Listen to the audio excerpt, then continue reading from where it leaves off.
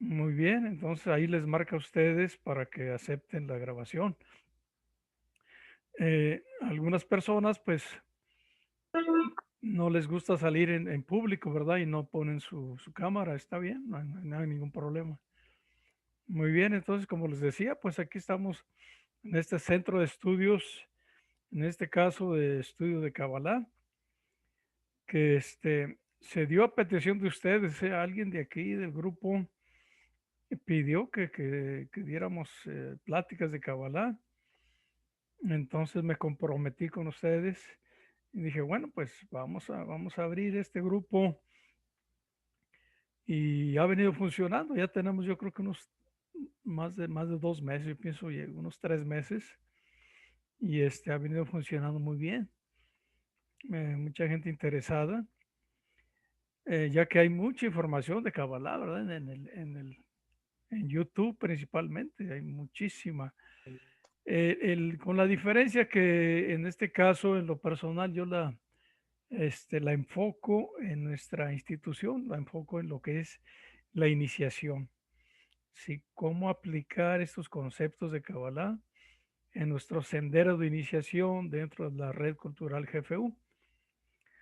Y principalmente porque nuestro sublime maestre, él nos enseñó que hay dos corrientes principales de sabiduría, que son la tradición sánscrita de la India y la tradición hebrea. Esas dos eh, tradiciones son las que nos traen todo este conocimiento este, de lo que es el sendero iniciático. Y por esa razón yo me di a la tarea de estudiar Kabbalah. No, para los que no me conocen, bueno, pues yo soy Roberto Hernández y estoy por acá en Estados Unidos, en Arizona. Soy de México, pero acá radico en Arizona desde hace muchos años, ya voy casi para 40 años por acá. Y pues ya estoy jubilado, ya no trabajo. Eso me da más tiempo de hacer estos estudios, ¿no?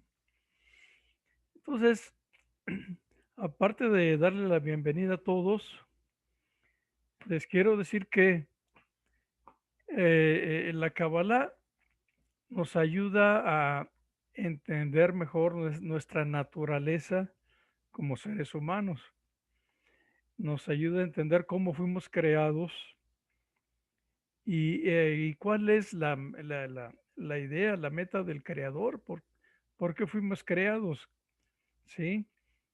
Entonces, este estudio nos lleva a entender que Dios quiere lo mejor para nosotros, pero que Él tiene un sistema, ¿sí? Un orden, y que nosotros como seres independientes a veces nos salimos de ese orden, porque Dios nos dio esa libertad, ¿verdad? Nos dio ese libre albedrío.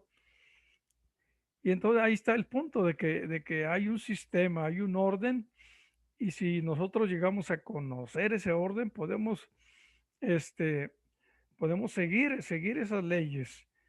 Y entonces nos va a ir mejor en la vida, vamos a tener una mejor calidad de vida, ¿no? Sí. Y el estudio de la Kabbalah a eso nos lleva, a estar conscientes, a conocer ese orden, ese plan divino y tratar de seguirlo. Gracias. Gracias. Bueno, aquí sí les pido nada más que cierren su micrófono. Muchas gracias. Muy bien, entonces el día de hoy vamos a continuar con nuestro tema de el árbol de la vida. Sí, déjenme poner aquí la pantalla. Un segundito.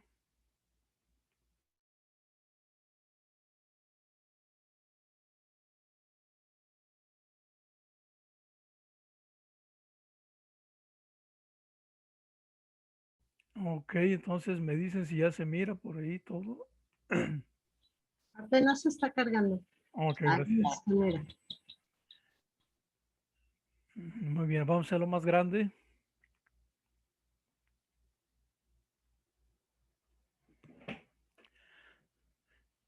Entonces, vamos a esperar que se cargue.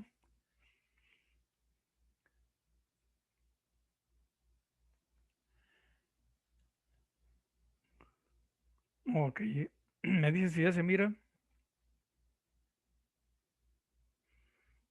Sí, ya se ve bien. Ah, perfecto, muy bien.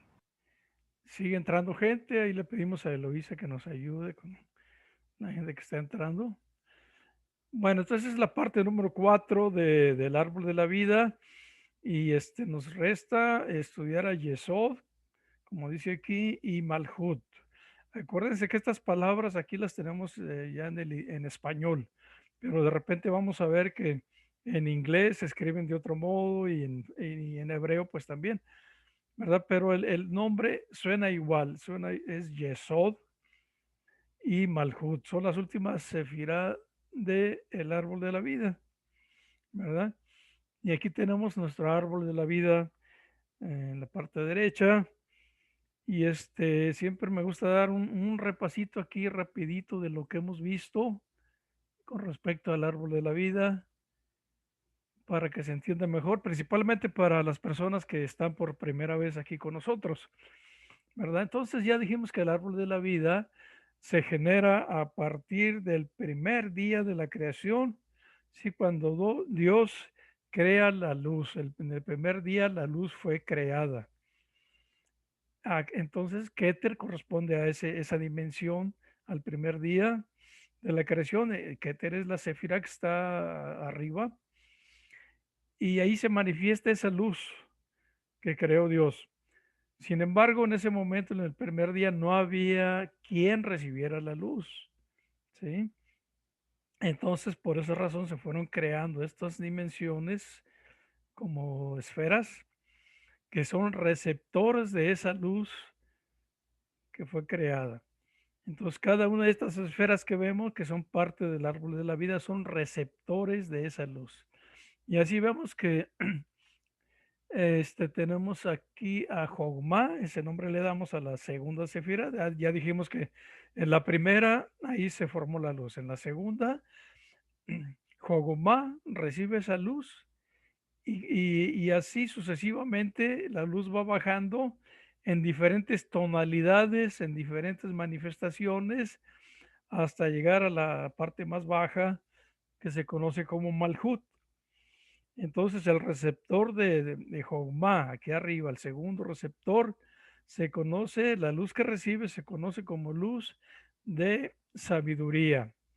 Y así, posteriormente, en Binah, la tercera sefirá, tenemos la luz del entendimiento, luz de entendimiento. Y sucesivamente tenemos en Gesed la luz de la misericordia, en Geburah la luz de la severidad o del juicio, en Tiferet tenemos la luz de la armonía, de la belleza. Enseguida tenemos a Nexa con la luz de la victoria. Posteriormente a Gesed con la luz del esplendor. Y después tenemos ahí eso con la luz del fundamento o fundación.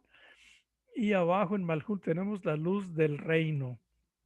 Entonces, así se fueron formando estas sefirot en la medida que fue bajando la luz. Este, pero también dijimos que la luz en un principio llenaba el árbol de la vida. ¿Ok?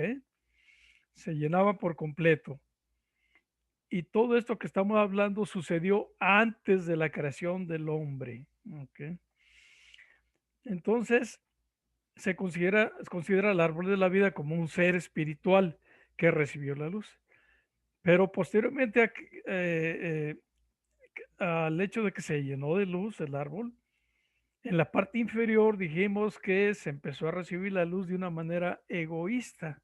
Es decir, que en la parte superior la luz empezó a recibir de una manera altruista, es decir, para compartir. Se recibe la luz para compartir. Aquí digamos que Jogma compartió su luz con Binah. Eso es, eso es ser altruista, compartir.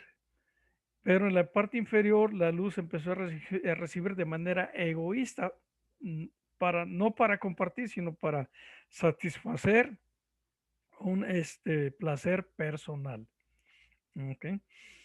Entonces, aquí ya estamos viendo cómo nacen dos conceptos muy importantes en Kabbalah, el concepto de dar y el concepto de recibir. Entonces, este, el recibir la luz es lo que es la naturaleza de nosotros como seres humanos, recibir la luz. Y el dar luz es la naturaleza del Creador, de Dios. Muy bien, entonces como en la parte inferior se estaba recibiendo la luz de manera egoísta, ¿sí? No se compartía esa luz, hubo una restricción, de tal manera que la luz, esa luz que nos llega desde acá de Jogma, esa luz de sabiduría, aquí se creó una barrera en Tiferet, en la Sefirá número 5 aquí en medio, Tiferet. Se creó una barrera que no deja pasar esa luz de Jogma, que es la luz de sabiduría, no la deje pasar hacia abajo, porque abajo hay receptores de luz egoístas.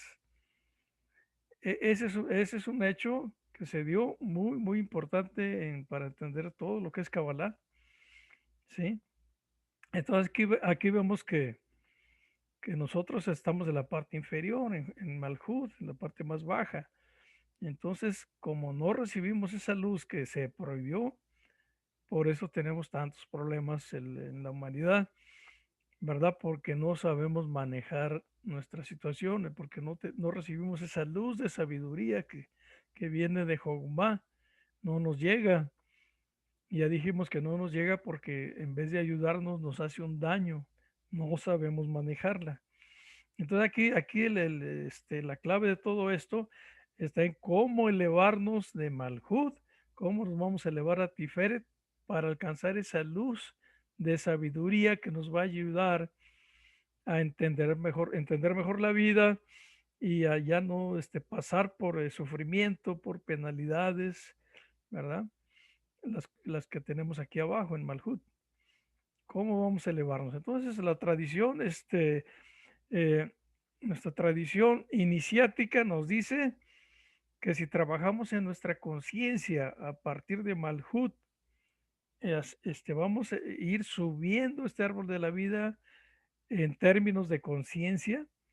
Sí, y entonces esta conciencia empieza, así lo dice el maestro Toro, él dice la iniciación empieza desde el yamín, desde una persona que practica la no violencia, no robar, no mentir, no codiciar y la moderación. Esa persona, desde ahí empieza el desarrollo de la conciencia, así de la iniciación. Entonces nos ponemos a trabajar nuestra conciencia como yamines, como medio genianes, como getuls, y nos elevamos al segundo grado, que es yesod, y que corresponde al grado de gakpa. Posteriormente, seguimos trabajando nuestra conciencia, nos vamos a elevar al nivel de tercer grado, gelón, que corresponde a este nivel de 12 firot, Netzach y Hod, y así posteriormente hasta llegar al cuarto grado, que es Tiferet, el grado del gurú. Y aquí vemos que el gurú sí está conectado. Aquí hay una línea que nos conecta directamente a la luz de sabiduría de Jogma. Entonces, eso hemos venido diciendo, ¿verdad? Desde que estamos aquí estudiando, que ese es el punto. Vamos a elevarnos en conciencia. ¿Y cómo vamos a desarrollar esa conciencia? Es a través del altruismo, a través del servicio, a través de ayudar a nuestro semejante, a través de ayudar a los pobres, a los enfermos, a todos los necesitados. En la medida que ayudamos, en esa medida vamos subiendo el árbol de la vida. Si ayudamos poquito, bueno, pues estamos en un nivel aquí inferior de Malhut. Si ayudamos más, vamos subiendo. Y eso es lo que nos va dando la capacidad de recibir esa luz en el cuarto grado. porque si no sabemos ayudar, si no sabemos ser altruistas, entonces no podemos recibir esa luz. No la vamos a recibir egoístamente, no hay manera. Entonces, a grandes rasgos, ese es nuestro árbol de la vida. Y así rapidito vamos a ver que ya hablamos de Keter, que es la parte más elevada. Dijimos que es lo indescriptible, lo que no se puede describir.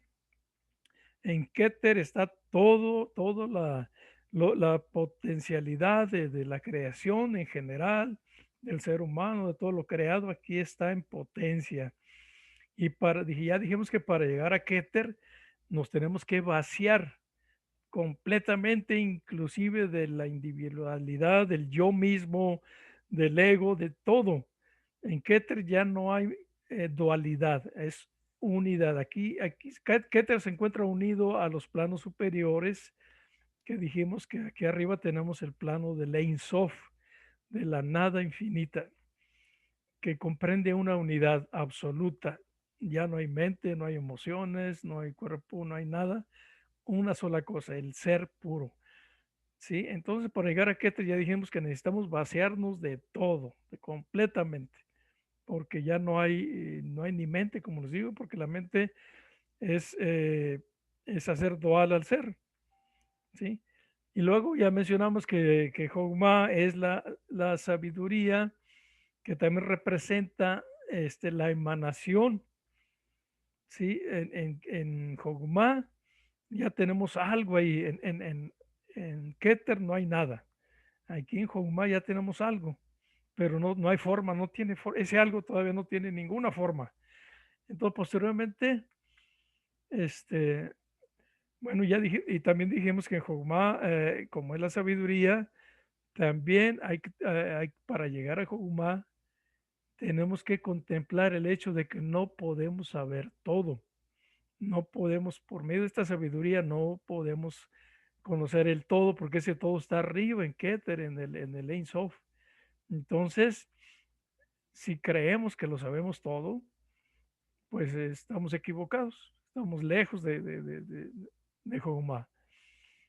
Sin embargo, si decimos que estamos en constante investigación, constante estudio, entonces sí estamos en Jogma, en un constante investigar, en preguntar, en estudiar constante, eternamente. Bueno, entonces hablamos de Binah, que es aquí en Binah se da la creación. Binah usa la esencia de Jogma y le da forma. Aquí sí ya empiezan las formas en Binah a nivel mental. En Binah se crean las ideas, las formas, no lo físico, nada más la forma a nivel mental. Y esas formas, esas ideas empiezan a tomar forma, valga la redundancia, pero ya en aspecto emocional. Aquí abajo, sí, se empieza a ver la creación ya en términos del cuerpo emocional. Aquí ya vemos cómo Gesed es la misericordia, una forma emocional del amor, la misericordia. Vemos como Geburah es la severidad del juicio. Entonces todo lo que es creado en Binah toma forma aquí en este área de árbol de la vida conocido como el mundo de la formación, el mundo de Yetzirah. Y hablamos de Gesed, que es la misericordia, y dijimos que la misericordia en exceso también nos hace daño. El amor en exceso hace daño. Cuando le damos todo a una persona, le estamos haciendo daño. Entonces, Geburah nos ayuda a controlar eso. Geburah nos pone los límites y nos dice, no hay que dar todo. Si das todo, después, ¿qué vas a dar? O le vas a hacer un daño. Tienes que limitar lo que estás dando. Hay que hacer límites y dar las cosas en medida, dice Geburah. Entonces, luego dijimos que en Tiferet se encuentra el yo interno y en Yesod el yo externo. Ese yo interno Cuando lo vemos, lo contemplamos, dijimos que con todos sus defectos, mi yo interno tiene sus defectos, los contemplo, los acepto, aprendo a vivir con ellos y trabajo para corregir mis defectos y de esa manera encuentro la paz interna. Aquí en Tiferet encuentro la paz interna.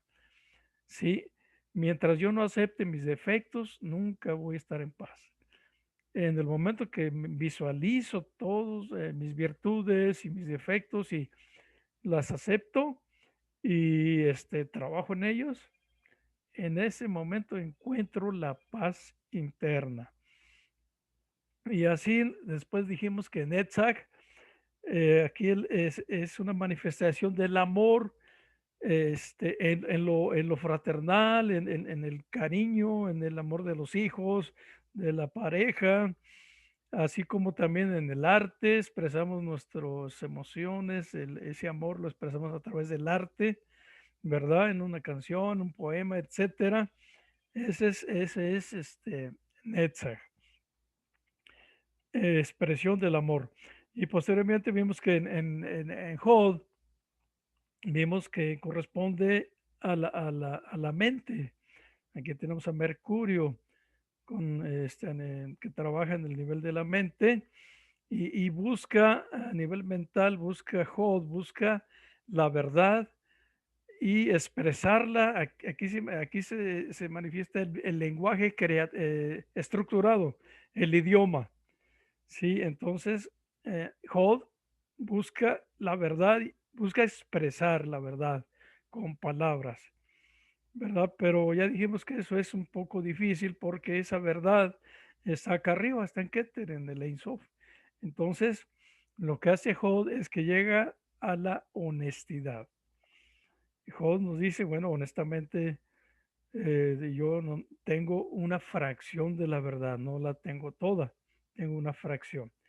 Pero esa honestidad también nos puede causar problemitas, entonces si combinamos a Nexa con Hall, ¿sí? Podemos encontrar un equilibrio aquí entre esa expresión del amor y la honestidad.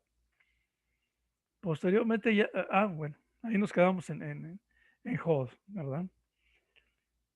Ahora vamos a continuar el día de hoy con Yesod, que le pusimos la Zafira número 10, porque habíamos contemplado la número 4 aquí en el centro, que no la mencioné, conocida como Dat. La sefirá que está esa está aquí oculta. Es una sefirá que corresponde al conocimiento. Esta sefirá se mueve en todos lados y nos ayuda nos da ese conocimiento que necesitamos para entender todo el árbol de la vida. Cada parte, dijimos que el árbol, bueno, cada sefirá no independiente, sino diferente a las demás. Todas son diferentes. Y el DAT, este conocimiento, es el que nos ayuda a entender o a conocer cada una de estas sefiras. Entonces, vamos a continuar aquí con la número 10, que es Yesod. Aquí la tenemos abajo. ¿Ok? Entonces decimos que antes de llegar a la dimensión de lo material, que es Malhut, aquí en Malhut, la parte más baja, es el mundo material, el plano material. Dice, tenemos que pasar por Yesod. Todo pasa por Yesod, así como vemos aquí el árbol de la vida. Todas esas energías que están arriba se concentran en Yesod para crear la vida física, aquí en nuestro mundo físico, ¿no? Dice, porque no llegamos a la materialidad, sino unimos en primer lugar las energías de receptor femeninas y del dador masculinas. Sí, ¿se acuerdan que hablamos de que esos dos conceptos son los muy importantes en Kabbalah? El concepto de receptor y de dador. Sí, dijimos que nosotros somos los receptores y Dios es el que nos da, es el dador. Pero ya en un plano ya del ser humano, el receptor se considera como femenino o femeninas, energías femeninas. ¿Sí? Lo femenino es lo que recibe, es aquello que recibe, y lo masculino es aquello que da. Por esa razón, en la pareja vemos que la mujer tiene esa naturaleza de recibir y el hombre es el que provee, el proveedor, ¿sí? Este, y alguna vez comentamos que a lo mejor se pueden invertir las, estas características y a lo mejor hay alguna mujer que es la que provee, que es la que trabaja y el hombre no. Bueno, pero en términos generales, la mujer como aspecto femenino es la que recibe en términos generales. Y de hecho lo es, porque vamos a ver que Yesod corresponde a la sexualidad. Entonces la mujer es la que recibe la semilla del hombre para crear la vida, ¿no? Y el hombre es el que la provee. Mm, eh, ahí se conjugan estas dos energías en Yesod que se requieren para crear la vida, ¿no? Dice, y esta unión se produce en Yesod.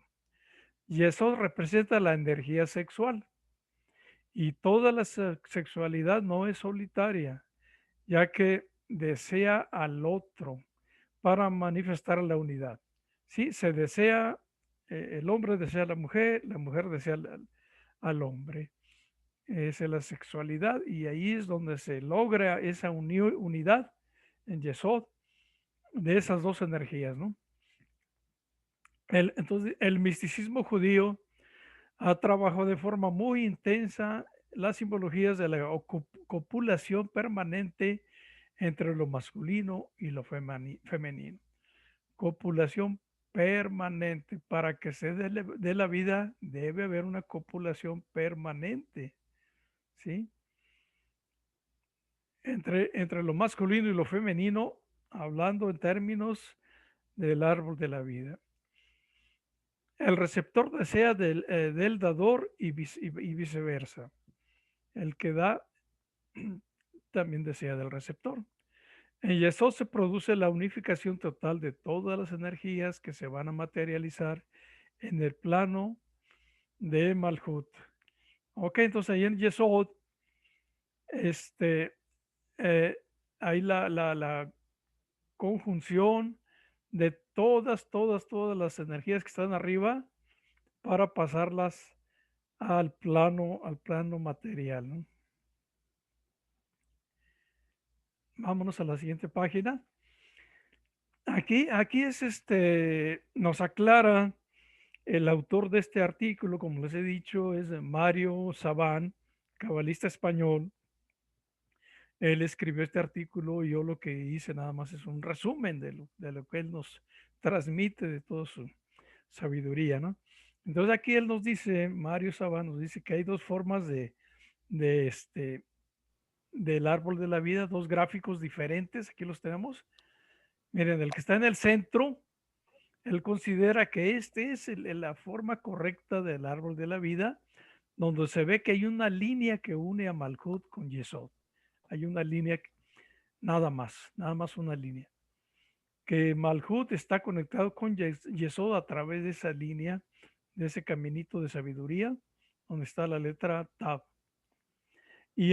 Pero hay otra forma de dibujar el árbol de la vida que nos dice que es la forma que se aplica en otras corrientes, como en Inglaterra, sí, pero él considera que no es correcto. Se fija como Malhut está conectado por tres caminitos, uno que llega a Yesod, el otro que lo conecta con Netzach y el otro que lo conecta con Jod. Esta figura que ven del lado derecho es muy común verla en internet, muy común.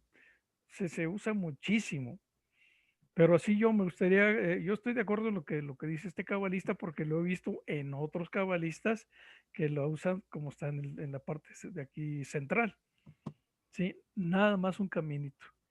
Entonces, nada más para indicarles que, pues, en las otras corrientes le dan otra forma, ¿no? Pero yo les recomiendo usar el árbol de la vida así como lo ven aquí en esta parte. Bueno, me dicen ahí con Eloísa si alguien tiene alguna pregunta, algún comentario. Ok, entonces Yesod representa la unión sexual, ¿sí? La energía unificada de los polos femenino y masculino de toda la realidad, femenino y masculino de toda la realidad, no nomás del hombre y la mujer, ¿no? El equilibrio entre el dar y el recibir que termina en el verbo compartir. Y cuando comparto, creo otro ser humano. Entonces aquí hay que encontrar ese equilibrio en dar y recibir. Y como les digo, ese equilibrio se da en la pareja, en el acto sexual, se da 100%, ¿sí? Tanto el hombre da placer a la mujer y así recibe también, él recibe placer, la mujer también da placer y también recibe placer. Es la combinación perfecta, perfecta, que Dios ha creado para que en esas condiciones se dé la vida, ¿no? Una otra vida, ¿verdad?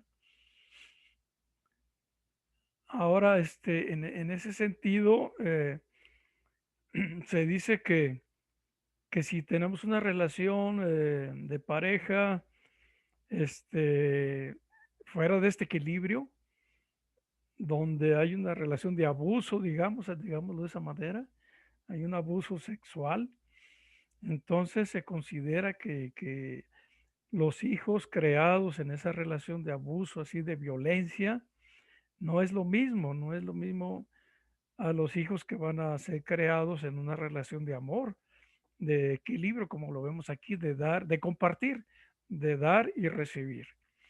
Entonces sí se dice que es muy, muy importante que en la pareja se haga esa relación con amor, para que así nuestros hijos también nazcan en esa vibración de amor, ¿verdad? Y ya traigan un cierto nivel de conciencia, un poquito, ya digamos, ya no empezar de abajo, de cero, ¿no? Entonces, esto es muy, muy interesante, porque sabemos que hay relaciones sexuales así, muy, muy violentas, egoístas, bueno, qué sé yo, todo lo que se sabe, ¿no? Entonces tenemos que en Yesod se encuentra lo que se denomina el yo exterior o el ego.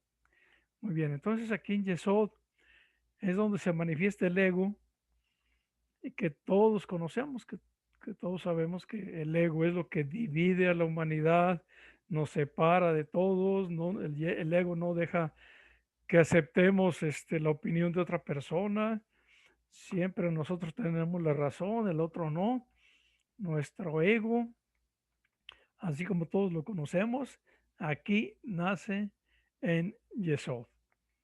¿Ok? Y ese ego es nuestro yo exterior, lo que percibe la sociedad y lo que yo muestro a mi entorno. Es diferente del yo interior, de la Tiferet. Entonces, aquí para entender esto, miren, hay que contemplar dónde está Tiferet. Tiferet está aquí en el centro y ya habíamos comentado que Tiferet, cuando encuentra esa paz interna, cuando encuentra su naturaleza, se ve cara a cara, digamos, con Keter, que podemos decir que aquí está Dios. Tiferet encuentra una conexión con Keter, este, directa, una conexión directa. Yesod está conectado de dos formas. Por arriba está conectado con Tiferet y por abajo está conectado con Malhut. Entonces nuestro ego, más que nada se alimenta de Malhut, de aquí de abajo.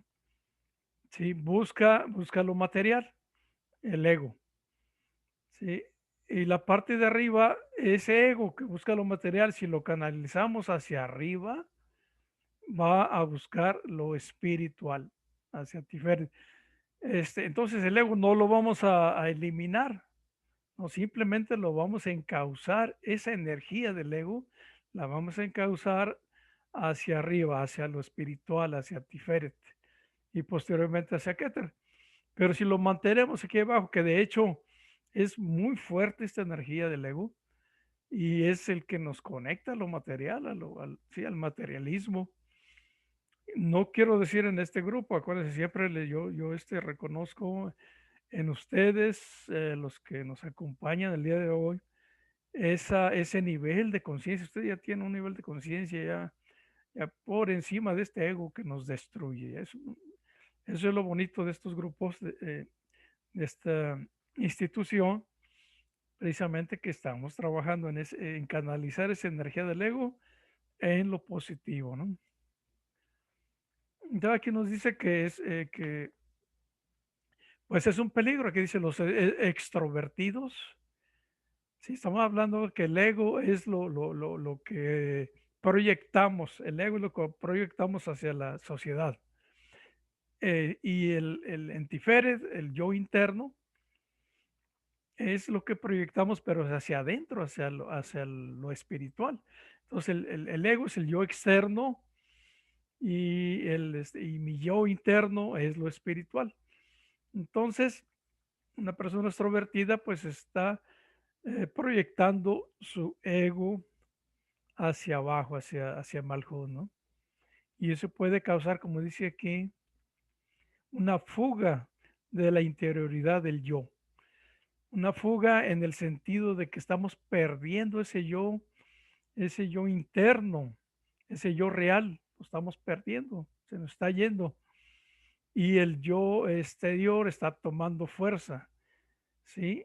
Y ese yo externo, pues nos lleva a lo equivocado, a lo opuesto, a la espiritualidad, ¿ok? Perdón, Ah, sí, respetable. sí, adelante. ¿Lo puede repetir eso último, por favor? ¿Qué es lo que lleva lo interno me lleva hacia menos conciencia? No, no, mire, Al revés. sí es al revés. A ver, a ver. El yo interno es lo que realmente somos, ¿sí? Sí, Es lo que realmente somos con virtudes y con defectos. Ese es mi yo interno, sí. lo que realmente yo soy con mis virtudes y con mis defectos. Cuando yo reconozco mis defectos y mis virtudes y trabajo en ellas, encuentro ahí la paz de Tiferet, encuentro esa paz de Tiferet. Entonces lo contrario es el yo externo. El yo externo es lo que proyecto, el yo externo oculta al yo interno. Sí, yo proyecto algo falso hacia la sociedad. Sí, yo no quiero proyectar mis defectos, no quiero que sepan mis defectos, entonces los oculto y mi ego me hace pensar que yo no tengo defectos, yo soy perfecto. Eso es el ego, así trabaja. El ego nos dice, no, es que tú no tienes defectos, todos los demás están mal, tú estás bien. Sí, no creas en ellos. Entonces el ego me hace ocultar, por eso aquí dice que hay una fuga de la interioridad del yo, hay una fuga. El ego me hace perder esa realidad de mi yo interno. ¿Sí? ¿Sí me explico, Yolanda? Sí, ya la entendí. Gracias. Ah, ok, bueno. Muy bien. Dice, entonces puedo utilizar el yesod no para relacionarme con el entorno, sino para utilizar el entorno social como una fuga de mi interioridad. Una fuga, ¿sí? Como les digo, ¿qué se usa para fugarnos, escaparnos? Pues todo el mundo sabemos, por ejemplo, las drogas. Uso las drogas y me escapo de mi realidad, ¿verdad? Bueno, abajo dice, como no quiero autoconocerme, ¿sí? Uso las drogas, no me quiero conocer, no quiero verme como yo realmente soy. Sí, y me evado de mí mismo, entonces utilizo las relaciones sociales como sistemas de fuga del yo interior. Todo esto lo hace el ego, ¿no? Vámonos a la siguiente página. Aquí es algo muy bonito, muy interesante. La Kabbalah nos enseña que en la Biblia la historia de José, que se conoce como Yosef, ¿verdad? En hebreo, Yosef o Joseph. José fue él, hijo de una familia de Israel, ¿verdad? Israelita. Pero él fue, abandonado por sus hermanos, lo dejaron abandonado en un pozo y luego fue rescatado por unos egipcios y lo llevaron siendo joven, ¿verdad? Siendo, no sé, se lo llevaron a Egipto. Entonces aquí nos explica la Cábala que José representa a Yesod en el árbol de la vida. Es el arquetipo de Yesod. ¿Por qué razón? Porque él ocultó su verdadera identidad como israelita, la ocultó y creció como egipcio dentro de la civilización, de la cultura del pueblo egipto. Entonces siempre ocultó su naturaleza de judío, de israelita. Es lo que estamos hablando, que el ego nos hace ocultar nuestra real naturaleza, ¿no? Y él la ocultó, sin embargo, muy curioso. Aquí nos dice que se casó con una mujer egipcia, eh, este, completamente ajena a su religión, ¿sí? Pero a sus hijos sí los educó dentro de su creencia israelita, ¿no? Su tradición hebrea. Entonces, aquí es un ejemplo, es una muestra de cómo trabaja Yesod. Sí, así en este caso José, ocultando su verdadera identidad para lograr un propósito dentro del imperio de Egipto, pues él llegó a ser el brazo derecho, ¿no? Del faraón y poderoso, llegó a ser poderoso, ¿verdad? Bueno, entonces, y esta sección aquí, ya que estamos hablando del ego, aquí el viernes pasado que estuvimos platicando en otro centro de estudios, hablamos de las plagas que Dios mandó al faraón en Egipto, ¿verdad? Para cuando Moisés él le pidió que liberara al pueblo de Israel. Entonces, comentamos que esas plagas son manifestaciones del ego. Aquí estamos hablando del ego, entonces por eso lo saqué aquí este, a relucir para dar un ejemplo del ego. Entonces, les comenté que estas 10 plagas que Dios mandó a ese pueblo de Egipto son manifestaciones del ego, formas del ego, y aquí nos las explica esta información que yo encontré hace tiempo, nos explica de arriba hacia abajo. La número 1 coincide con la Sefirá de Malhut, y así tenemos 10 plagas. Sí, pero la de arriba, vamos al revés, la de arriba es la más que corresponde a Malhut, la Sefirá inferior, y así sucesivamente, la número 2 con Yesod, la 3 con Jod, y así hasta llegar a la número 10 con Keter. ¿Ok? Entonces aquí vemos que se me hace algo muy interesante ver que es la primer plaga, la sangre en el río que destruyó ahí ese sistema de riego y se murieron los peces. Ese es el materialismo. Esta plaga nos está diciendo que lo material es transitorio, que puede llegar a destruirse, que no es lo que sostiene la vida realmente, porque en ese momento la sangre ahí en el agua causó ese problema de las cosechas y lo que ustedes quieran en el sistema de riego y todo eso en ese momento. Y entonces corresponde a Malhut, al materialismo, que vamos a ver enseguida. Luego vienen las ranas, que corresponden a Yesod, y es el dios de la indiferencia. Es decir, en ser indiferentes a, a otro ser humano, a no considerar a otro ser humano como parte de lo que, de la misma creación, a no considerarlo como que yo necesito también de ese ser humano. En este caso, pues estamos hablando de Yesod, se requiere, el hombre necesita de la mujer. Pero, y este sería la forma opuesta, ¿no? Ser indiferente, o sea, tener, por ejemplo, una relación sexual sin amor, sin ningún, simplemente algo así físico, ¿no? Para satisfacer un acto, una necesidad física. Entonces es la indiferencia. Número tres son los piojos, que tiene que ver con la vanidad. Es otra forma del ego, la vanidad. Sí, que en este caso afectaría o afectó a los egipcios en el sentido de que para ellos el cabello era algo muy, muy, valuable, ¿no? ¿Cómo se puede decir? Parte de la belleza del ser, ¿no? Entonces tener piojos, pues es todo lo contrario a, a la vanidad del ser humano. Y así la número cuatro corresponde a animales salvajes e insectos, el dios de lo negativo. La negatividad nos destruye como un animal salvaje, nos acaba la negatividad. Sí, el hecho de que siempre decir, no, esto no va a pasar, no, eso no sirve, no, no, esto no funciona, no, no creo que lo haga. Bueno, así, esa es la negatividad.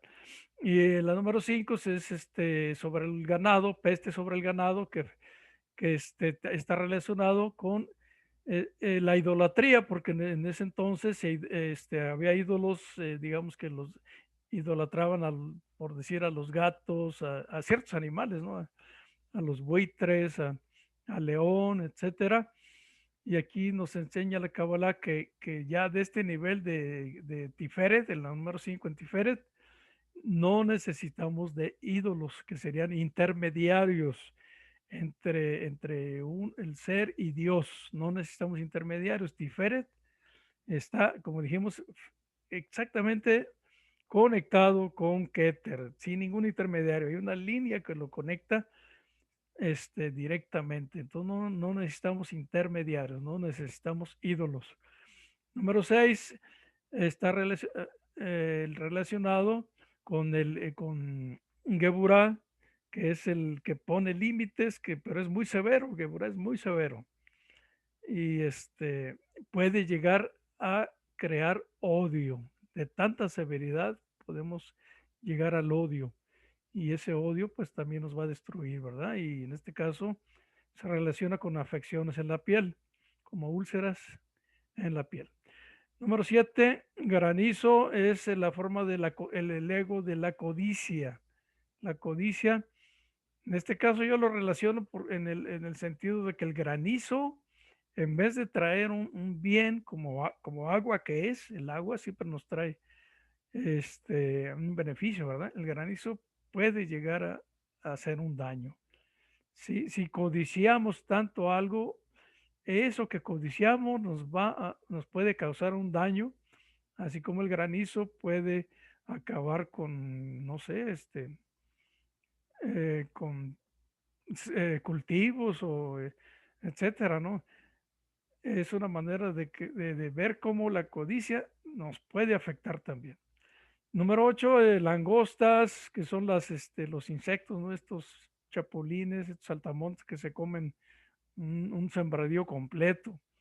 Es la soberbia, el creer que lo sabemos todo. Aquí está relacionado con Binah, que es la mente soberbia de creer que ya todo sabemos, todo entendemos. ¿Sí? Y no puede ser. Número 9, tinieblas y oscuridad, el dios de la ingratitud. Aquí se relaciona con Jogma, que es la luz de la sabiduría. Entonces, si no somos agradecidos, si recibimos sabiduría y no agradecemos eso que recibimos, entonces podemos caer en tinieblas y oscuridad, lo cual nos va a traer también eh, ciertos problemas, ¿no? Y la número 10 fue cuando murió el hijo del faraón, Fue la última plaga que le mandó, mató a su hijo y fue cuando accedió a que ya se fueran, ¿verdad? Que liberó al pueblo de Israel. Y esto está relacionado con el Dios del fatalismo. Pensar que todo esto va a desaparecer, que ya no va a haber nada, que la humanidad va a caer en una plaga, en una, qué sé yo, en una pandemia y nos vamos a desaparecer todos y y aquí no va a quedar nada. Ese es el fatalismo, ¿sí? Van a morir mis hijos, se van a contagiar, mejor no los mando a la escuela porque se me van a contagiar y bueno, qué sé yo. Ese es el fatalismo, ¿no? Entonces, todas estas plagas son una muestra de del el ego que tanto daño nos puede hacer, ¿no? Ok, seguimos ahora con el ego en Yesod, todavía estamos en Yesod. Dice, el yo exterior desea mostrar algo. Déjenme mover esto un poquito aquí. El yo exterior desea mostrarle algo a la sociedad que muchas veces no tiene relación con el yo interior. Es más, lamentablemente, el ego se apodera de tal modo del sujeto que reduce las aspiraciones de ascenso espiritual. Bueno, eso ya lo sabemos, ¿verdad? El ego puede llegar a dominarnos de tal manera que nos aleja de lo espiritual. Como les decía, el ego es todo aquello que nos divide, nos separa como seres humanos, ¿sí? Y lo espiritual es lo contrario, es lo que nos une, lo que nos reúne, lo que nos hace que convivamos en que compartamos, etcétera, ¿no? El ego es todo lo contrario. Y aquí vemos una fórmula que nos enseña Einstein, muy interesante. Dice que el ego es igual a una constante, a la constante uno sobre el conocimiento, la cantidad de conocimiento, que podemos decirle la conciencia también. Conciencia y conocimiento son sinónimos. Entonces, si yo le doy un valor a mi conciencia de uno, pues el ego vale uno. Si mi conciencia es menor de uno, si es punto uno, entonces el valor del ego va a ser 10 si es menor de uno. Entonces, hago la matemática me da 10. Sin embargo, si mi conciencia aumenta a 10, por ejemplo, aumenta a 10, entonces el ego valdrá 0.1, 0.1. Si mi conciencia aumenta a 100, el ego va disminuyendo. 1 sobre 100 es igual a 0.001 y así sucesivamente, ¿no? Entonces, eh, todo esto que estamos trabajando en una organización como la de nosotros, nos ayuda a disminuir ese ego. Pero también hay que recordar que hay que encontrar aquí estábamos hablando de que hay que encontrar un equilibrio, ¿sí? No vamos a destruir el ego, no. Más bien encontrar ese equilibrio en el cual podamos usar esa energía del ego, usarla para avanzar en niveles espirituales, ¿sí? Porque siempre vamos a tener retos, por ejemplo, en el plano físico, en Malhut, el reto es lo material, ¿sí? Por ejemplo, la alimentación, cambiar nuestra alimentación vegetariana, perdón, la alimentación a base de carne, cambiarla a lo vegetariano. Ahí hay un reto.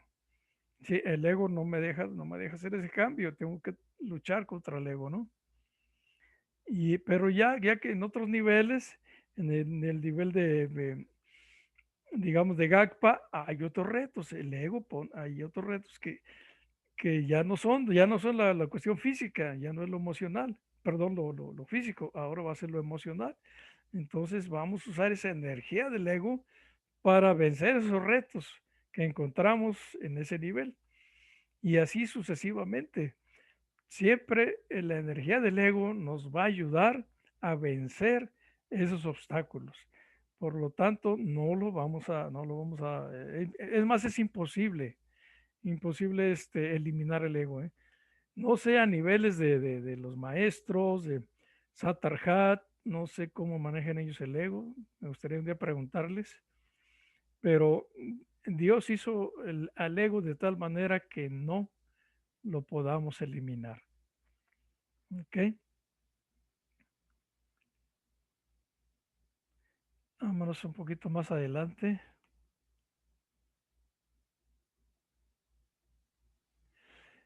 Bueno, aquí nos dice que si Yesod mira hacia arriba, hacia Tiferet, entonces mi yo exterior, el ego, se pone al servicio de mi yo interior.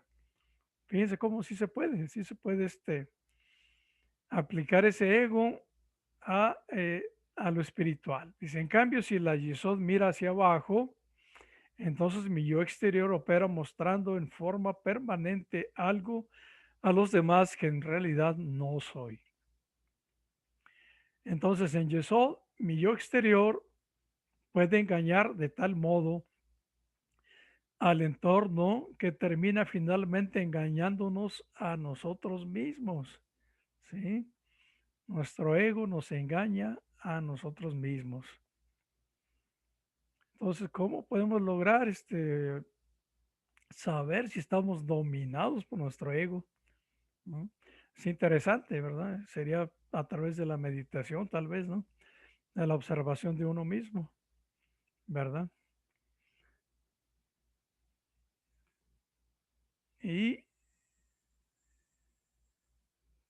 aquí lo que les comenté de José, aquí está con su esposa egipcia y sus hijos que él crió dentro de su religión hebrea, ¿verdad? Aquí lo muestra en esta figura, lo que les comenté hace rato. Muy bien, vámonos a la siguiente.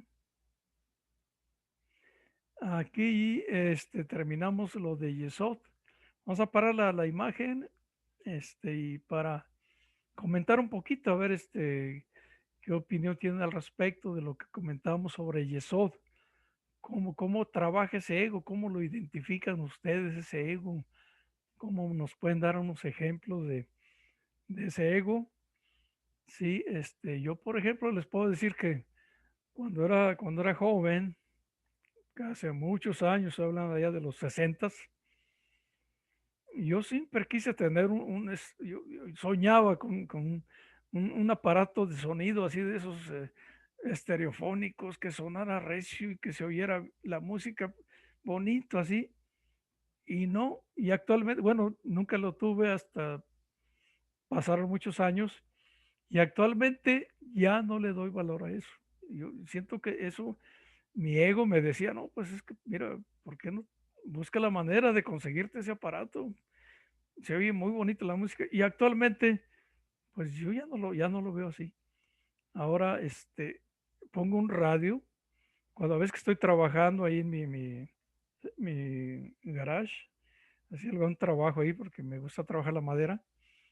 Pongo un radio con que esté escuchando la música de una estación de radio, con eso tengo. ¿Y cómo es posible que antes yo hasta sufría porque yo quería un aparato así? Bueno, es un ejemplo nada más. Sí, adelante, Luisa, no sé si alguien tenga por ahí quiera comentar algo.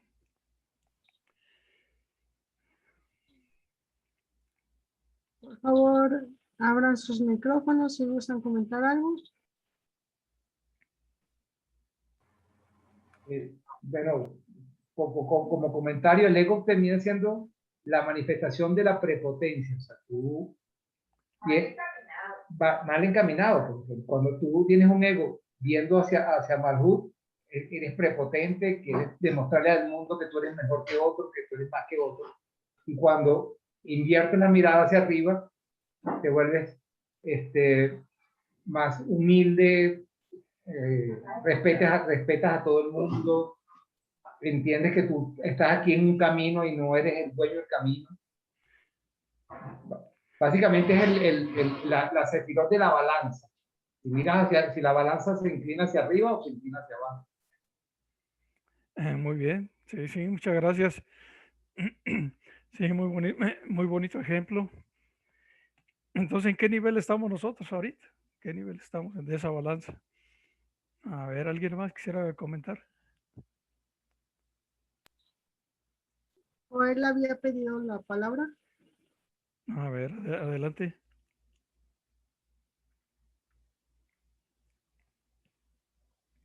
A mí me gustaría participar. Sí, adelante, Yolanda. Sí. En lo personal, a mí antes me gustaba, yo creo que a la mayoría, pero en lo personal me gustaba mucho estrenar carro del año. Oh, muy bien. Pero ahora veo que, o sea, con un poquito más de desarrollada mi conciencia, digo que no hay necesidad de cambiar de carro. Con que sea útil, eso me sirve para mis necesidades. No necesito estar cambiando de carro. Aparte, bajo un poco el riesgo. ¿eh? El traer carro del año es riesgo. Mejor lo aprovecho, ese dinero, lo aprovecho en otras necesidades más apremiantes. Muy bien. Muy bien, muchas gracias, Yolanda. Sí. ¿Alguien más quisiera participar? En la Ciudad de México hay un programa que se llama el No Circula y lo hacen porque supuestamente los carros contaminan. Pero, por ejemplo, mi papá tenía un Ford 1956 y amaba ese carro porque le podía meter la mano para poderlo componer y demás. Y entonces él me dijo alguna vez, es que nosotros componemos, no compramos. Y ahí también me dio una gran lección. Ujú. Muy bien, muy bien, gracias, Eloisa.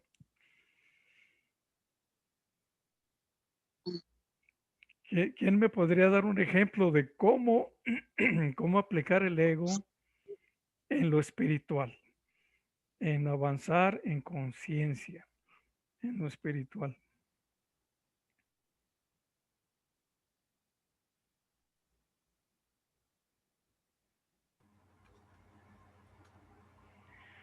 Bueno, Quiero participar. Creo que ya lo dijo respetable, que el altruismo, ¿sí? Es una condición en donde se refleja el nivel de espiritualidad que va adquiriendo uno, ¿sí?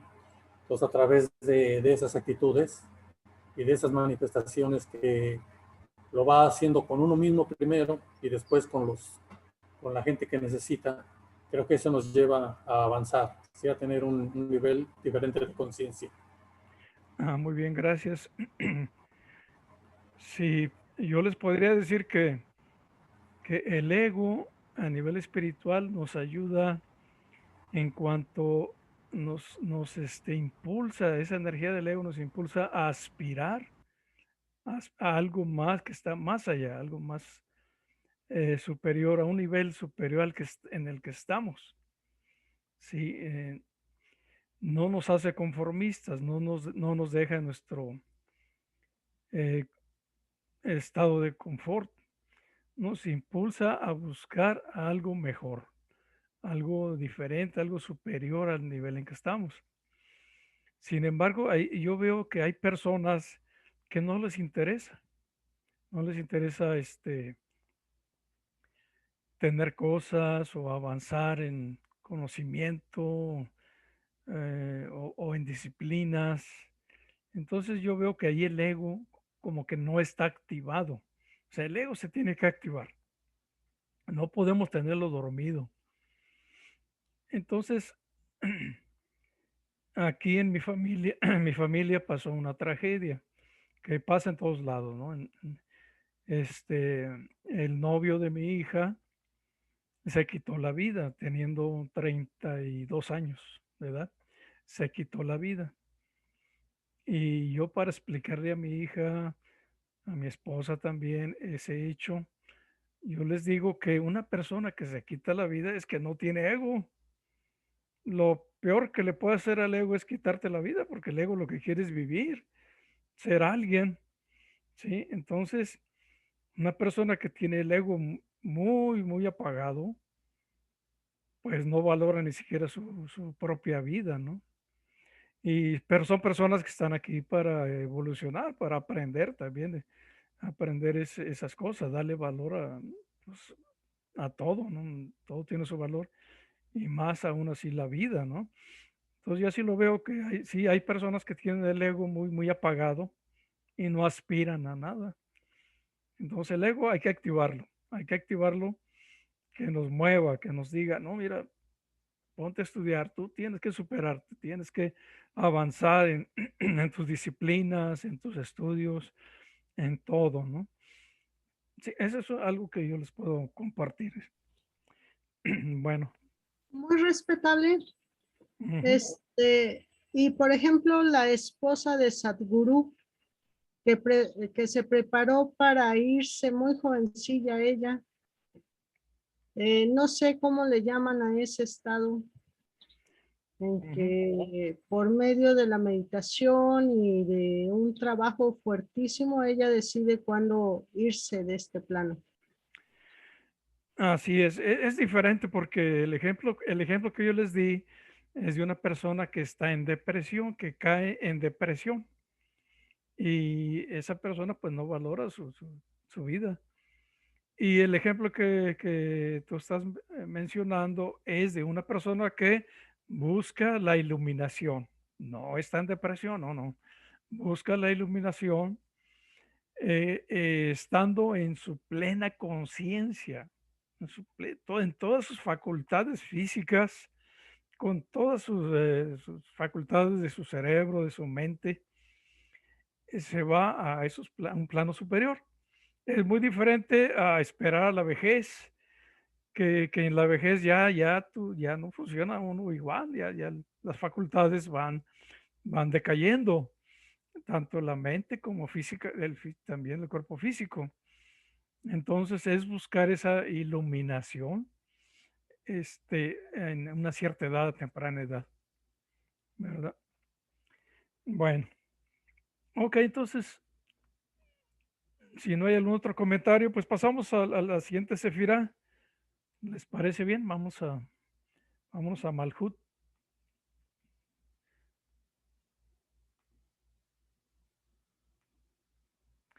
Ok, entonces aquí estamos ya en la sefirá inferior, a la más baja, Malhut, que quiere decir el reino.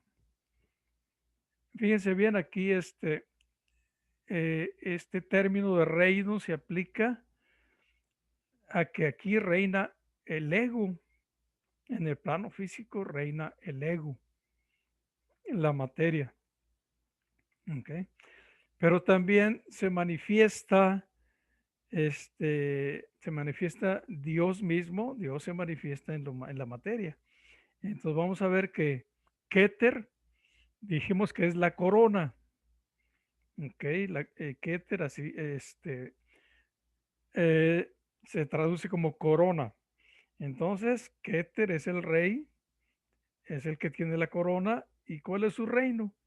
Acá está abajo, en Malkut está su reino. Un rey necesita un reino, si no, no puede ser rey, ¿verdad?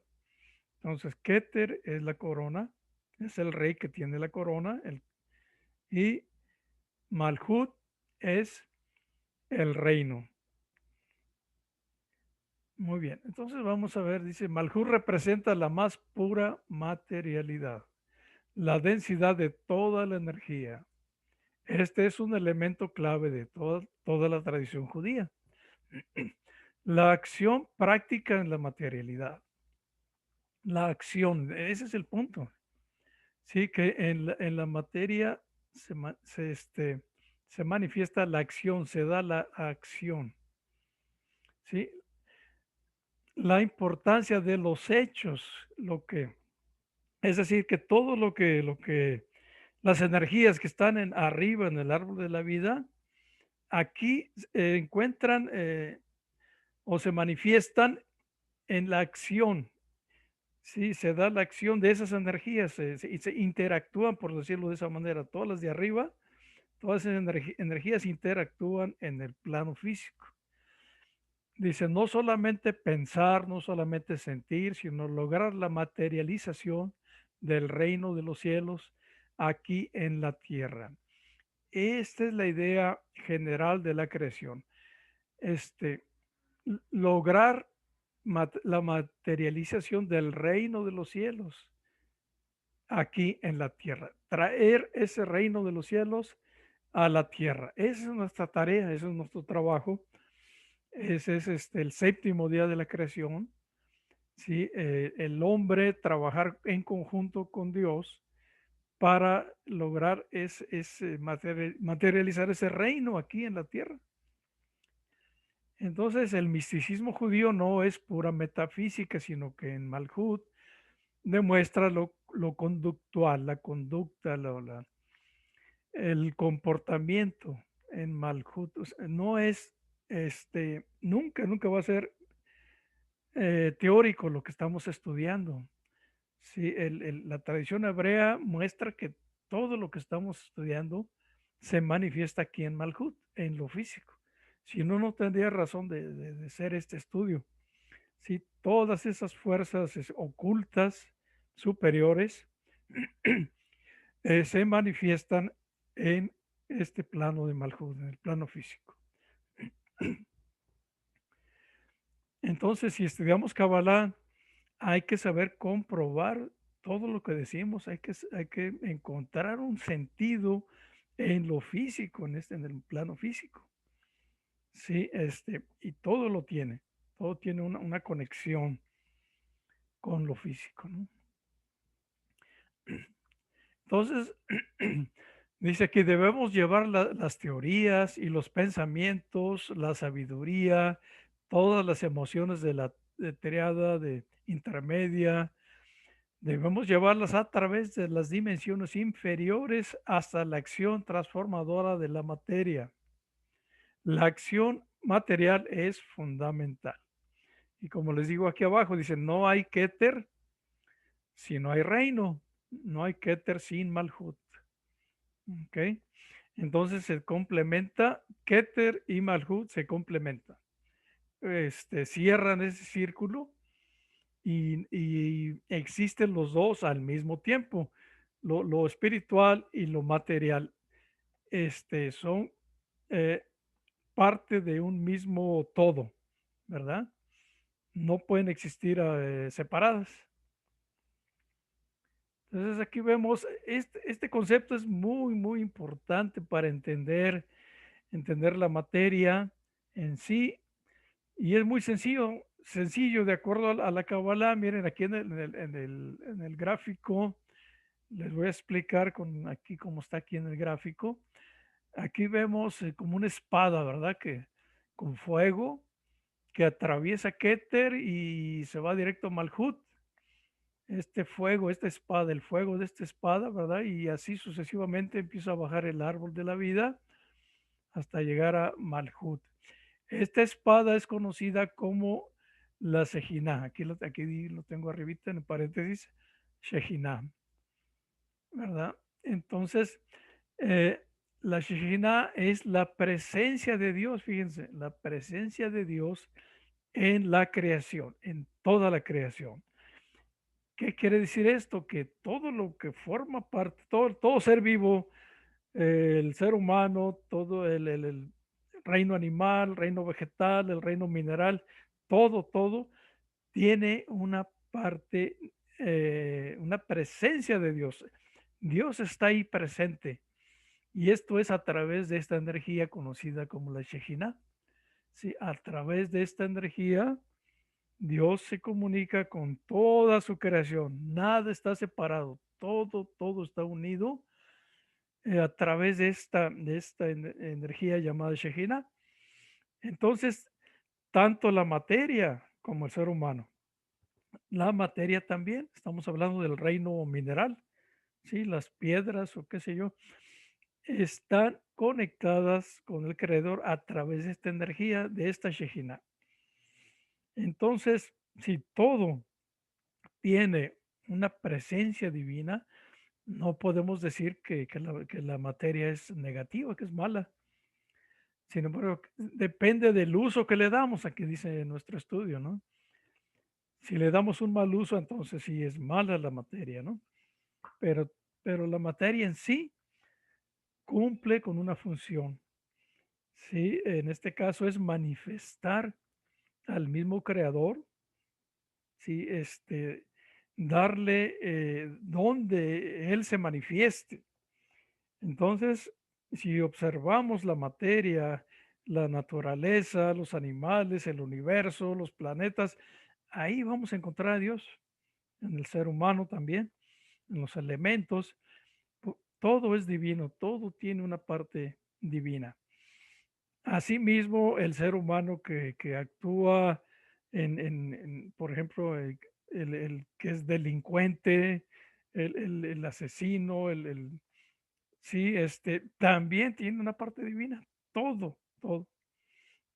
Entonces, sin embargo, esta parte divina pues sí está oculta, ¿verdad? Pero quiere decir que cada ser viviente, cada manifestación, cada parte de la creación tiene esta energía que nos conecta con Dios. Entonces, vamos a ver que como decía, se me va su nombre, que nos dijo que ya no compra carros del año. Vemos que un carro del año, pues es la materia y que depende del uso que le demos, que no nos va a hacer daño. Si lo usamos mal, sí nos va a hacer un daño, ¿verdad? Pero si no, pues tiene esa parte divina que nos va a dar un servicio. Y aquí vemos lo que esta, que nos decía Inés, es verdad, Inés. Soy yo, Yolanda. Yolanda Yolanda, Inés. Yolanda Inés. Yolanda Sí. Inés, reverendo. Nos decía que hay necesidades y hay deseos aquí. Sí, En el que no, sí, que no compré muchos carros, nada más fueron 2. bueno, ok. Pero aquí lo vemos que en el plano material hay necesidades, aquí como lo vemos en el gráfico, y hay deseos, sí, que nos llevan más allá de las necesidades. Aquí es lo que ella está mencionando, ¿verdad? Yo necesito un transporte, muy bien. Entonces, me compro un carro, un vehículo que me dé ese servicio de transporte. Pero si yo deseo un carro nuevo, o si deseo 2 carros o 3 o qué sé yo, entonces eso ya no es una necesidad, así lo vemos, ¿verdad? Entonces, dentro del plano físico, en Malhut, podemos caer en eso, ¿verdad? Que pues, mucha gente caemos. Yo también he caído en buscar cosas que no necesito, pero pues quiero comprarlas, satisfacer mi ego, ¿no? Mi vanidad. Entonces, sí es muy fácil caer en este extremo que no sé cómo podemos llegar a un equilibrio aquí. ¿Qué es lo que necesito y qué es lo que no necesito? ¿Cómo encontrar ese equilibrio? Ujú. Sí, por ejemplo, sabemos que los maestros en su año de brahmacharya, ellos no tocan el dinero, no traen dinero, no usan dinero. E inclusive es muy duro ese año, porque no piden comida. A alguien le tiene que ofrecer comida a un maestro. Si no, el maestro no va a decir, tengo hambre, hay comida. No, es muy duro ese año de brahmacharya. Yo no entiendo cómo salen adelante, ¿verdad? Los maestros. Pero ahí ya ni siquiera sus necesidades básicas. Es una enseñanza muy grande para ellos, ¿no? Para el ser humano. Ni siquiera cubrir sus necesidades básicas. Pero vamos a ver aquí que sí nos dice el estudio que sí hay que encontrar, aquí lo vemos, hay que encontrar un equilibrio entre esas necesidades básicas y lo espiritual. Sí, porque aquí nos menciona nuestro estudio que caer en el materialismo como un extremo, ¿sí? Queremos todo lo material y caer en que lo material es casi llegar a que sea un ídolo para nosotros, idolatrar lo material. Podemos caer en eso. Hay personas materialistas que no creen en un Dios, se puede decir que son ateos, ¿no? Que no creen en un Dios. Para ellos su Dios es lo material, es lo único que existe, es lo que vale. Y lo contrario sería el espiritualista que niega la materia, que no vea la materia como algo espiritual, que lo ve negativo. Todo lo material es negativo, el dinero es negativo, las posesiones. Entonces el otro extremo que se da dentro del plano material. Entonces aquí nos enseña que hay que encontrar ese equilibrio entre las dos cosas. Y ver que dentro de lo espiritual, como vemos aquí en este símbolo del yin y el yang, en la parte de abajo, dentro del espiritualismo hay una parte material. Aquí vemos un círculo pequeño que es lo material. Ok, entonces dentro de la espiritualidad tenemos que contemplar lo material, esas necesidades físicas primordiales, pues básicamente la de la comida, ¿no? Pero no solo eso, también en una casa, la vestimenta, bueno, todo lo material es parte, tiene que ser parte de lo espiritual. No podemos decir que lo espiritual es independiente de la materia, ¿no? Y por arriba vemos que el materialismo también debe de tener una parte espiritual, ese círculo que vemos aquí pequeño, ¿verdad? No puede existir sin lo espiritual, como ya dijimos, esa energía que viene desde el creador, esa Shekhinah, que le da vida a lo material. Entonces no existe lo material sin lo espiritual. Entonces hay que encontrar ese equilibrio entre las dos cosas y no caer en esos extremos. Muy bien. Y aquí vemos hablando de lo mismo que el espiritualista. Fíjense la palabra espiritualista, no estamos hablando de espiritualidad. El espiritualista es el que niega la materia. Entonces el espiritualista niega Malhut por Keter.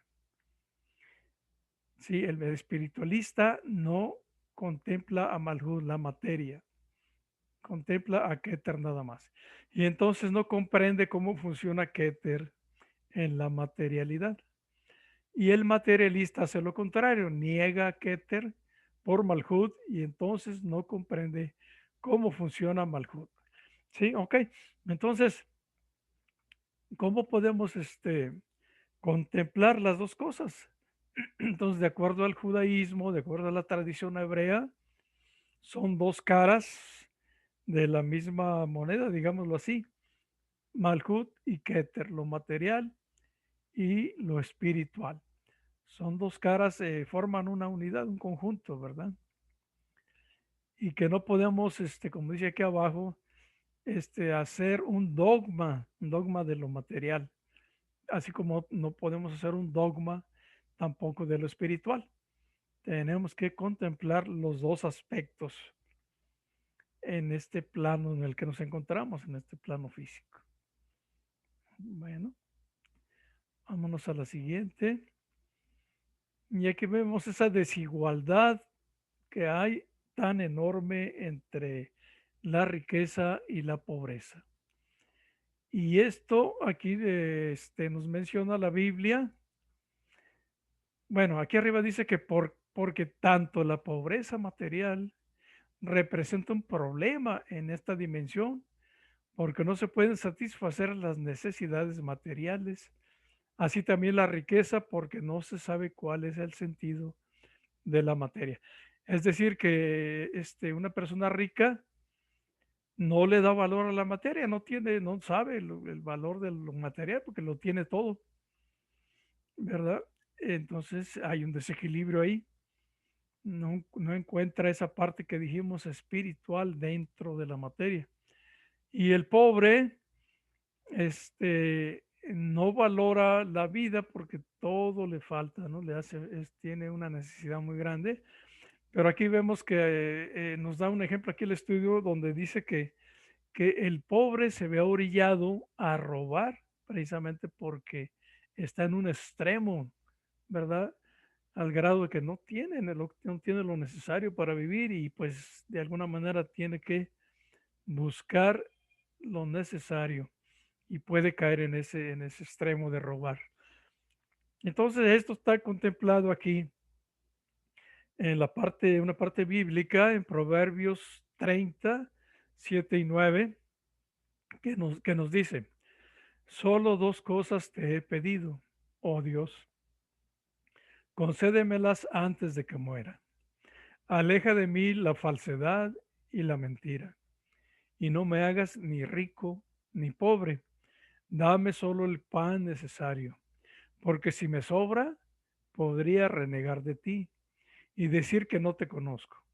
Y si me falta, podría robar y ofender así tu divino nombre. Entonces, hay que buscar ese equilibrio.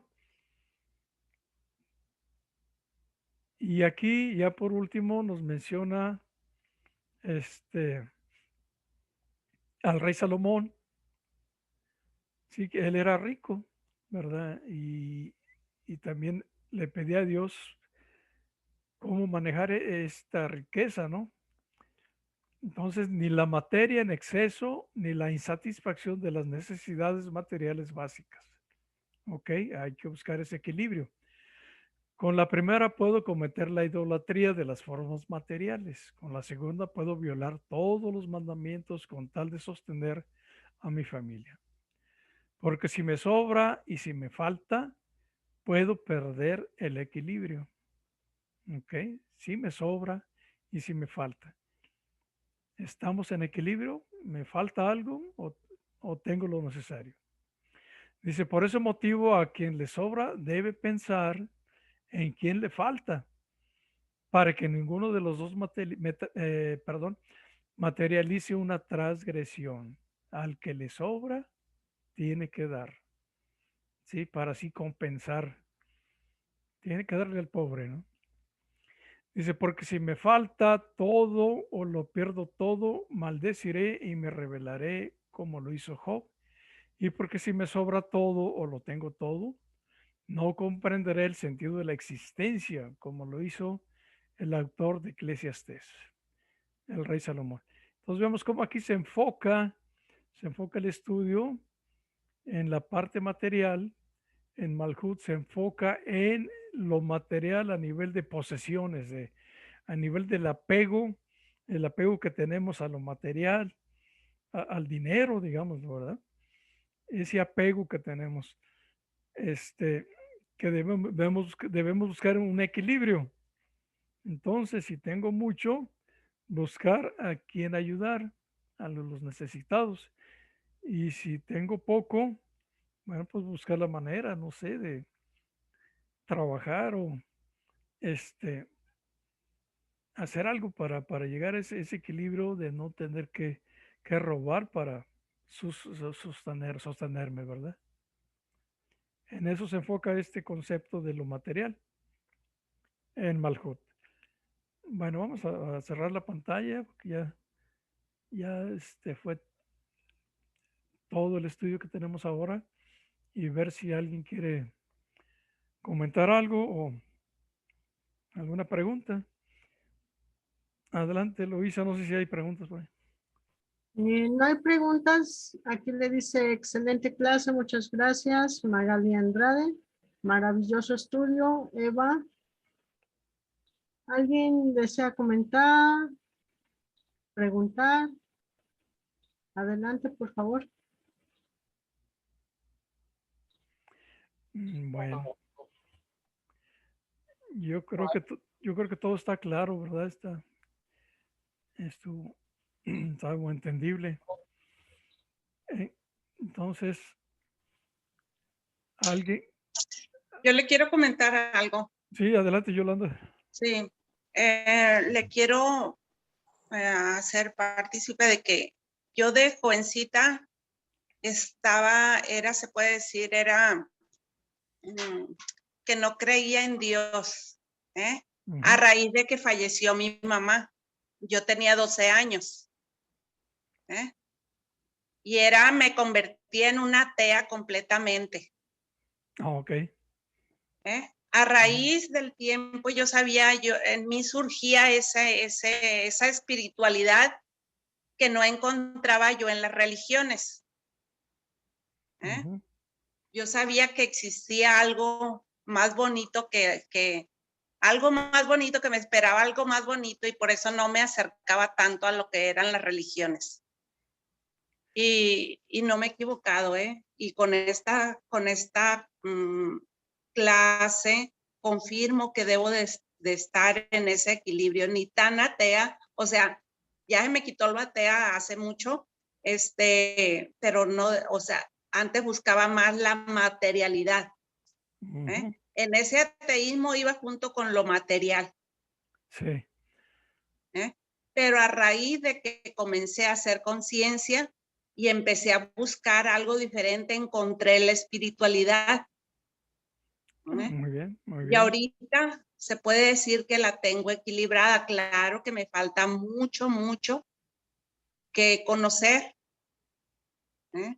Que no, o sea, Ujú. porque no conozco, haga de cuenta que no conozco. Y me encantan estas clases, ¿eh? Y les entiendo, sí, sí.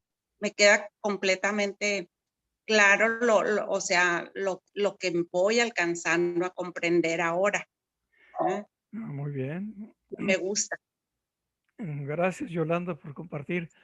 Mire, sí, mire, entonces el materialismo es lo contrario a la espiritualidad. Es sí. 100% contrario. Si yo me Oiga, dedico, sí, dígame. tan materialista era que mi primer profesión fue contador público. Soy Ok. contador público todavía, o sea, todavía lo ejerzo, soy fiscalista, pero a determinada edad dije yo, no, tengo que buscar otra cosa, y me metí a estudiar psicología, hice una maestría y estoy a punto de terminar un doctorado, Oh, ¿eh? wow. Muy ¿Eh? bien. Oiga, Entonces digo yo, qué pues, o bien. sea, ya estoy ahí buscando el equilibrio, y estoy buscando en estos lugares, o sea, ese acercamiento con Dios, ¿eh? Ujú. Y sé, como le digo, yo sé que estoy en pañales, tengo que buscar, y ahora digo yo, pues ayudar. De hecho, sí ayudo como psicóloga, ayudo a personas enfermas, les los consulto gratis. Es mi obra social que hago, Muy ¿eh? bien. Muy bien, Yolanda. Pero sí me falta aprender demasiado, ¿no? Muy bien. Es, pues es un ejemplo, para mí usted es un ejemplo de superación, de Ujú, esa energía que le impulsa, como hablamos hace sí, rato, ¿no? Pero que la ha usado correctamente, esa energía, para pues, encontrarse a sí misma, ¿no? No, ujú, no caer en el lado del materialismo. Porque si hablamos de materialismo, de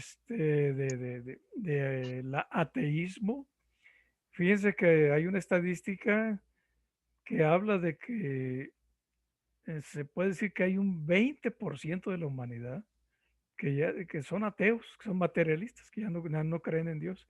Es muy grande el porcentaje, muy grande. Ya estamos hablando de que la religión cristiana es la más grande en el mundo, con más o menos un 30-32% de la humanidad. El Islam con un 20-22% de la humanidad, pero ya hablar de casi un 20% de ateos es enorme, ¿eh? Es enorme.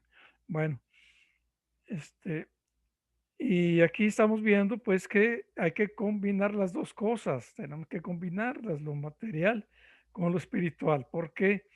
son parte de la misma naturaleza, de la creación, forman en una unidad, se complementan. ¿No?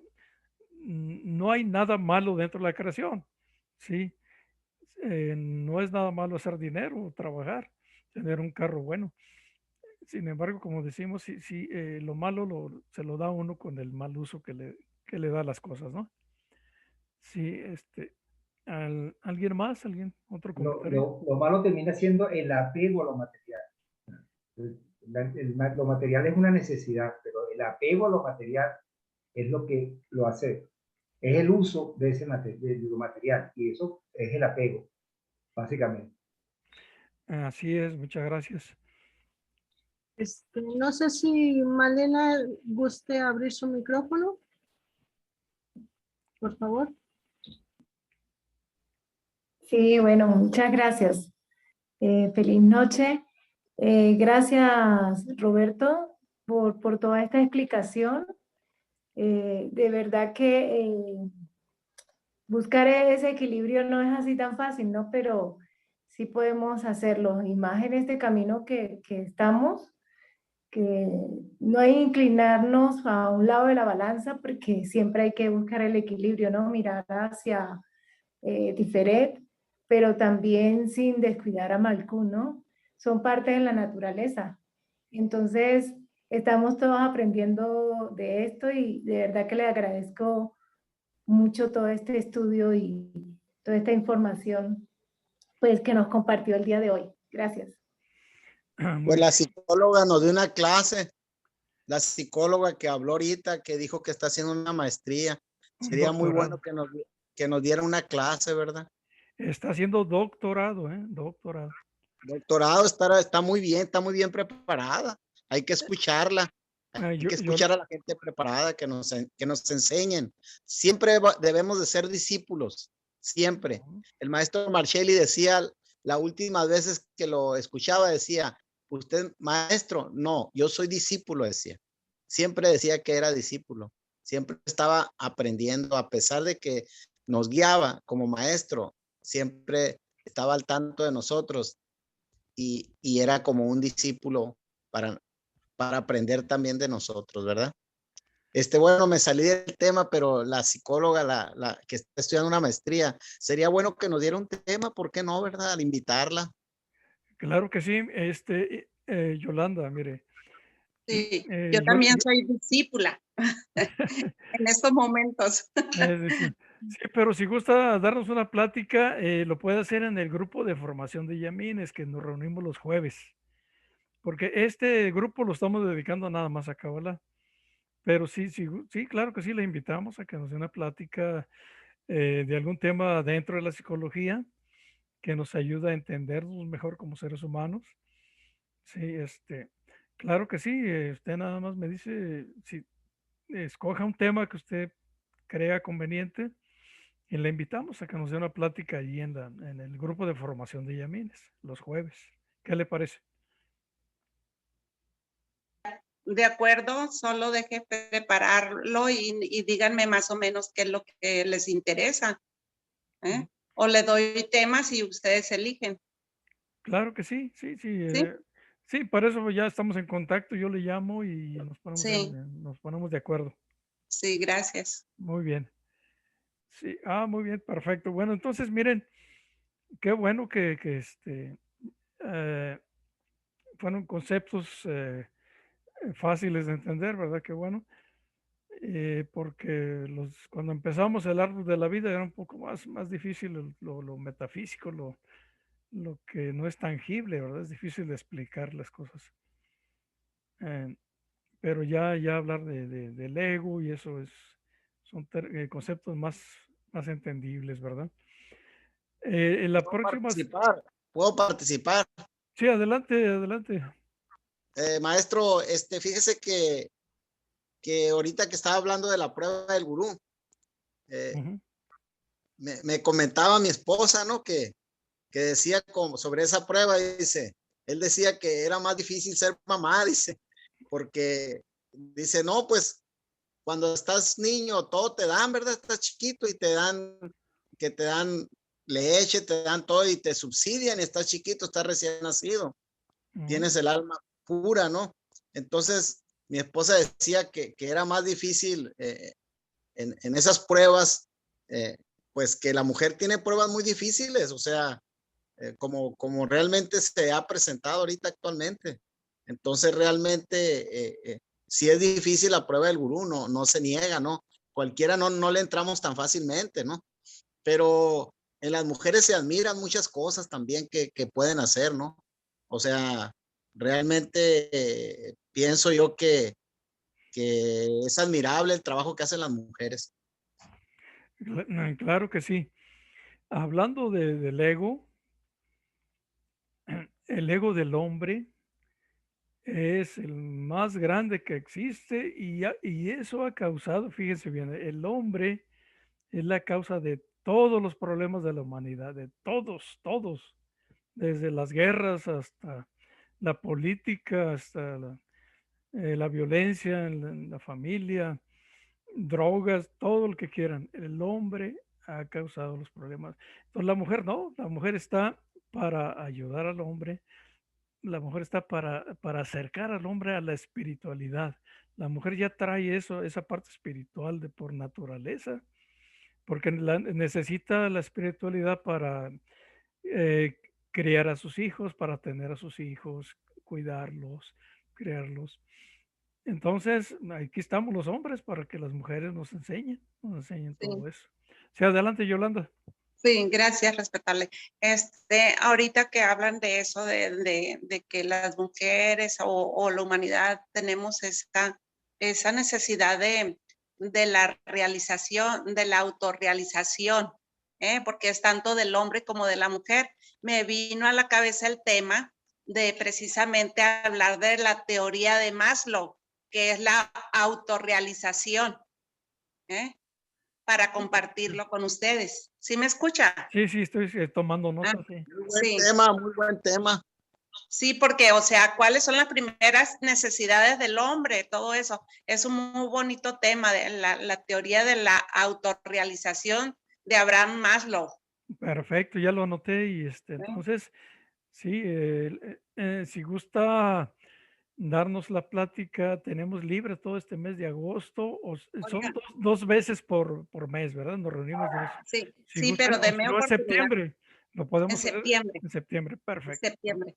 Muy bien. ¿Sabe por qué? Porque en agosto yo estoy saturada en agosto de tareas, sobre todo. No hay problema entonces en agosto. Sí, en agosto. Gracias, muchas gracias, Yolanda. Antes de que se vayan, como siempre les digo, el que ya está en el grupo registrado, pues les mandamos el video de la plática. Por cierto, lo voy a cerrar ya en la grabación.